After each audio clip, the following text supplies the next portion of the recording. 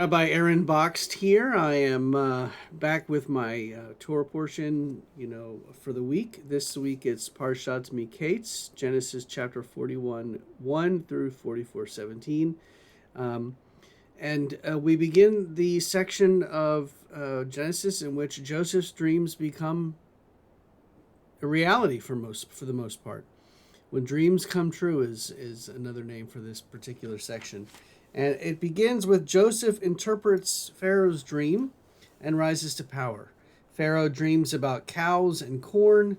The chief cupbearer remembers Joseph when he was in prison and remembers that he was interpreter of dreams and tells the Pharaoh about this guy who can interpret the dreams.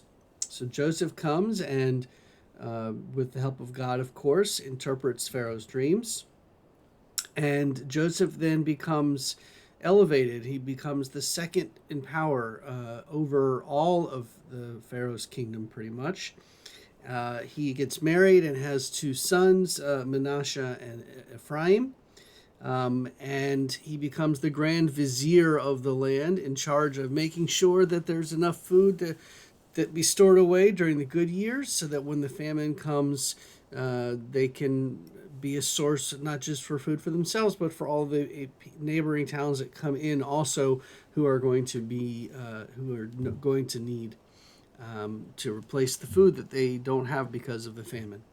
And his brothers return to Egypt, or to Canaan, and they are coming to, they go to Egypt first, and they are looking to get help.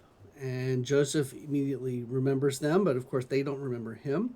So he kind of tricks them in a way, demanding that they bring their younger brother Benjamin to the town. And one of the brothers discovers that they have money in their sack, in their bags, and the brothers report to Jacob. And Jacob is dismayed because he's got to lose Benjamin. But the brothers continue their way, promising to take care of Benjamin. The brothers come back to Joseph. Joseph tests the brothers. The brothers are charged with theft. And then eventually Joseph reveals himself as who he was and says to the brothers, do not feel upset. Do not be saddened. Do not take full responsibility on what happened to me, because God was the one that made sure that this was going to happen. And the portion, Miketz, ends with the following. Judah and his brothers entered Joseph's house. He was still there. They fell to the ground before him. Joseph said to them, what is this deed that you have done? Did you not know that a man like me constantly practices divination? Judah replied, what can we say to my lord? How speak and how justify ourselves? God has found out the iniquity of your servants. Here we are, my lord's slaves, both we and the one who was caught with the goblet in his possession. So the brothers are recognizing that they're in trouble, and they don't know how, but they're in trouble, and they're putting themselves in front of Joseph. Again, they don't know who he is yet. But he said, Joseph, far be it from me to do this. The man in whose possession the goblet was found, he shall be my slave, and the rest of you go up in peace to your father.